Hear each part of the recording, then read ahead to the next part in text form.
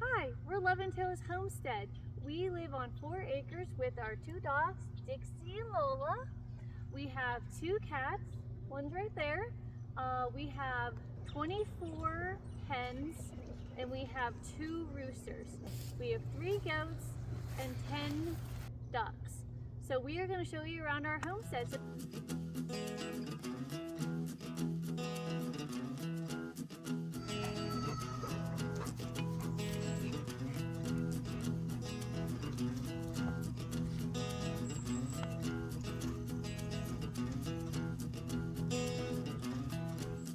Okay everyone, this is our chicken coop. Vinnie built this out of pallets and leftover material that we had on the homestead. We have our typical chicken wire. We have this door that's made from our old kitchen cabinets. This door is made out of pallet wood, and we're going to show you what's inside, okay? This is the inside of our coop. As you can see, our walls are made out of pallets. We have the wood here that the chickens roost on. Obviously poo. These are our old kitchen cabinets that we took the doors off of for laying boxes.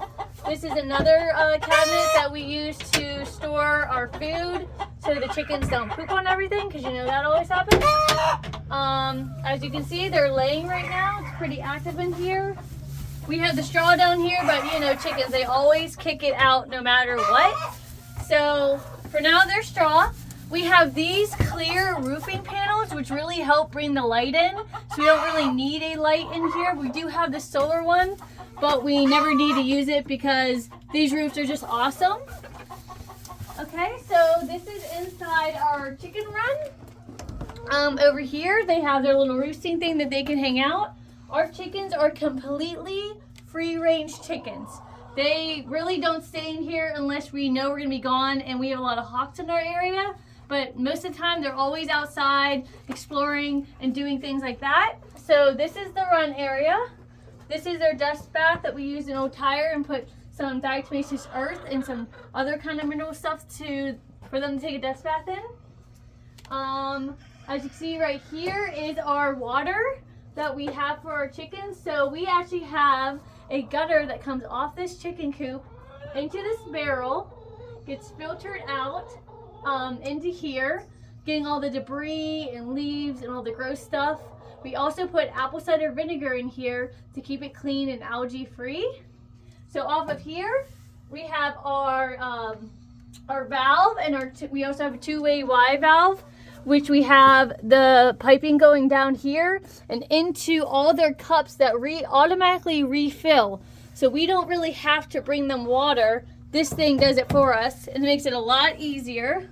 We also have an outlet on the back right here, just in case it overflows. It just goes right into the garden. So, okay, so this is our goat pen for right now. We are actually getting a new goat barn built in November. So this is just a temporary area for them. So right here is the run area where our buck is, and he has a little window so he can see his does. Back here is where you enter the doe barn.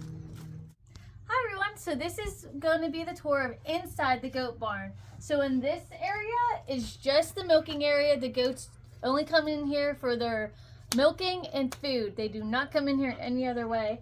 So basically right here is our milk stand that Vinnie built out of scrap wood. Right here we have a container of zinc, and back here is our diatomaceous earth. We took this selenium block out because our goats were not a fan of it. And right here we have our food that we keep in here to protect it from mice or other critters that love to come in here. Right here we have alfalfa. Then we have our broom, obviously. We got our hay and our straw. And right here is kind of like our medicine cabinet shelf area. So right here we always have apple cider vinegar. We put in the goat's water to help boost their immune system, especially with the changing of the temperatures. Right here is the teat dip, some herbs that we put in their food. We have just some basic like Pepto-Bismol, some Tums in case we notice like bloat might be coming on, or maybe they need some type of extra calcium supplement because they're in milk. Obviously baking soda to help the rumination. We got some electrolytes, some iron, just in case we notice like their eyes starting to have some issues, just to keep them under control. Minerals, some more feed, our brush, hope trimmers, and then right here is our kit that we use when we know we are going to have one of our goats going into a kidding. So this is just our baby box, just when we know a baby's coming and we get everything all ready together. Up here, treats, molasses. I always like to have paper towels in here. This is actually a goat udder balm that you can actually get at Wild Carrot Farm stand. She is amazing. She has so many cool remedies that she sells and also teaches you how to make. I bought this off of her, and this has helped the goat's udders significantly. They love it, and it's nice. It's a little bit frozen right now because it's being cold, but other than that, it's awesome. So then we have our thermometer, and that's basically the gist of this, besides our straw storage up here. And you can see that we are drastically outgrowing this space, and that's why we're getting a barn built. We need more room, and we're getting more goats this week, so it's about time right now. Hi everyone. Okay, so this is the other side of our goat barn. As you can see here, we have this metal paneling to help from the breeze from winter time. Just because we had those really low temperatures last winter. We have the water right here. We have a 5-gallon bucket for them. We have their minerals, baking soda. We put these brushes on because goats love to brush against them, and they love to use that. We have their little salt block for something fun to do. We have this built for their hay storage. We had to build this on top because we had a goat, Moo Moo, our first goat ever born on our homestead, was jumping on this and peeing on it, and it was just a disaster. So we have this just in case the kids like to get a little bit rambunctious. You know those little goat kids. Right here's the little window. So Oats can see them at all times pretty much, and they share a whole fence line. And over here, which I'll show you in a second, is our little room for when they're kidding and they just need their little privacy and no one interacting with them. So yeah. So right here is our private little kidding area. This is where Blue had her babies. Obviously we have a chicken laying eggs in here. Are you really shocked on homesteading stuff? And they have their hay storage as well. So this becomes their little hangout area with that, just to keep everyone safe and no one's bullying each other. Okay, so this is our buck Oats. You can see he's very interested in his ladies. He loves Pepper. He already bred with Pepper, but he's still going at it. And then this is our girl Blue. I already introduced her. They are twin sisters. They had their first freshening last year. Pepper's was in February and Blue's was in May. So this year they are going to be second year freshenings. So we're really excited.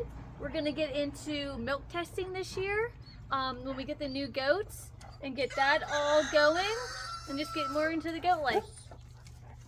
So basically out here is your fenced-in area. We have the little play area that they don't really care about. Only the kids really like that area. They like to just lounge around. They love their big rock over here. That's probably their favorite. They love to jump off of. And then they also have their round bale that is a new thing someone actually gave to us, and they absolutely love it. So we'll definitely be doing that from now on. They have their apple trees, and then this is just their whole area they can run around in. And then that's our turkey tractor we can show you, but there's no turkeys in it because we butchered our turkeys last weekend. Okay, so right here is just our turkey tracker that Vinnie built out of scrap wood again, and some cattle panels and some greenhouse tarps. So when you come in here, we have 3 of these in the coop, and we had about 14 turkeys in here at one point in time. So basically we have these to block it because turkeys are very messy and they spill food everywhere. So we basically put a bag of feed in all of these equally, and then that usually takes about 3 days for them to eat it down. We have our cattle panel, we have our chicken wire, and then we have this hard cloth because we actually had raccoons ripping through the chicken wire and eating the turkeys. So it was just kind of a disaster. So we know we're putting everything with the hard cloth for now on. But this worked out pretty good. Vinnie, my husband, moved it once a day. And we also every morning let the turkeys out, and they free ranged all day with the grass. They didn't eat any grain until they came in at night, and that worked pretty good. Okay, so this is our duck area and pond that Vinnie built by connecting 2 springs into one, and then that's how we created the pond. We dug it out and then we connected them, and then we also have a lake drainage to go back to the rest of the drainage, so it works out great. The ducks love it. They love it so much that they don't even go in at night. They just like to be on the pond. We literally can't get them in. It just doesn't work out. But we do have a little metal shack where they get their food at certain times, so the chickens don't eat it all. But other than that, you can see up there the ducks are kind of on the hill just hanging out, free ranging. They go everywhere. We will be fencing this whole area in to include the goats and keeping the ducks in, because if you've had ducks, you know that it's a total scavenger hunt trying to find their eggs. Every day it's a new location, so we figured we're going to try to mitigate that issue by putting a fence around the whole pond. But this is their little hangout area. We already have a duck over there.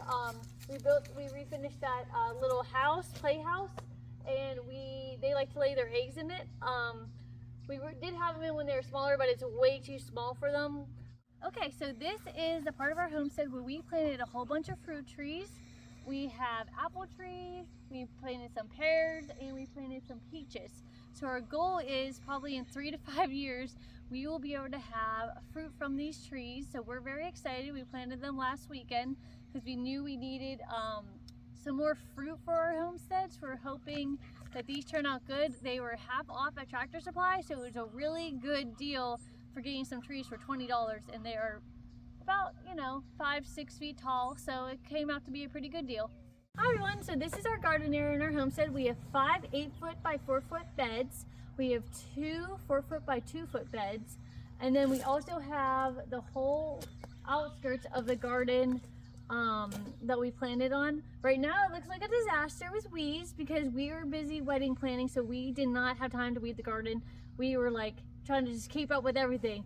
Wedding, milk, cheese, canning, garden. It was just, some things had to get let loose, like the garden weeding and the sourdough. They had to go because we only have so much time in the day.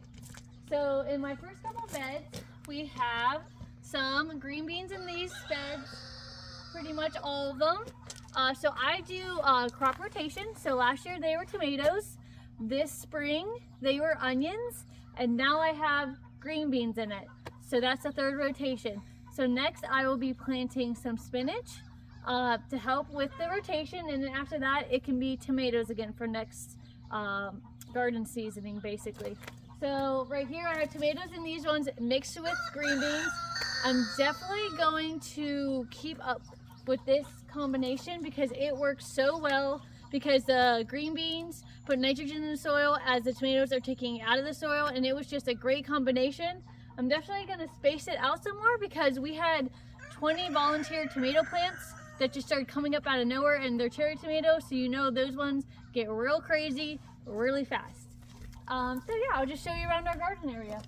Okay, so right here is like our herb side of the garden. We have our peppermint, we have our calendula, we have our sage that actually grew from seeds, same thing with the calendula. We have our tomatillos that are getting out of control. I don't want to pick them yet because they're not ready, but we also are getting our first frost next week. So it's going to be kind of like a balancing scale of how early do I really want to pick them. Right here we have our lavender plants, very lush. And that's about all the herbs. We had a really dry spring where we did not get a lot of rain, so everything that did come up in May came up in July, and now the garden is just like going crazy right now with different things. So right here were flowers that actually grew for our wedding. I grew white zinnias. They turned out pretty good. I'm excited to turn this area into a food area, so that will be good. We have just random tomato plants growing everywhere. Back there we have our little strawberry patch. We're gonna try, and our grapes up there. We're gonna try to make all the hillside perennials that come back every year, just to keep it easier to maintain, easier to keep the soil in. We got a lot of heavy rains that like totally washed out our garden this year, So our goal is to get more things with better roots that are perennials. Okay, so back here, these were all potatoes. I think we got like 60 quarts of potatoes, and then we also have a drying rack where Vinny basically dried he built a whole rack so we could dry and cure our potatoes in. So right now we have this volunteer squash plant that's taking over. I'm going to make this all garlic, just to make it easier on me, because working with this soil back here has not been the funnest. So we're going to try to mitigate. We already have some garlic planted there, so I'm planning on make the whole thing garlic. Okay, so this is going into the garden expansion that we built last winter. We are going to redo it because we put too much mulch, and also we've had non-stop deer getting into this side of the garden, and you'll see that they totally stepped on all the corn and making everything kind of a disaster. So our goal this winter is to build wooden raised beds to make it easier, because also when we got that flooding, it totally washed out all our mulch. So we need to really keep up with that. But this is our arch with our loofahs. We got about 30 loofahs. I'll be showing a video on how I dry them and what's been working for me, because we live in PA, so our frost is coming up and they're definitely not going to be able to dry out, and they had a late start because of not having enough rain this May. Okay, going into our garden area, let's start over here. So this whole row was potatoes that we dug up. Now it's carrots, so I can make some homemade beef stew. These are our tomato row. We used cattle panel to clip the tomatoes up. It worked really well. I will definitely be using this from now on, because if you're like me, I hate dealing with the tomato cages falling. It's a total disaster. I know I say everything's a disaster, but it was a disaster every time. You just have to fix it every time. So these are, I highly recommend it doing this way. These were our green beans. They're now taking over by weeds as well. And all the peppers, squash, and then we have corn all on the outskirts. As you can see, the deer have been trampling over everything. And we haven't had time since we just got married a few weeks ago. So yeah, this is our garden. We'll be showing our progress on updating it.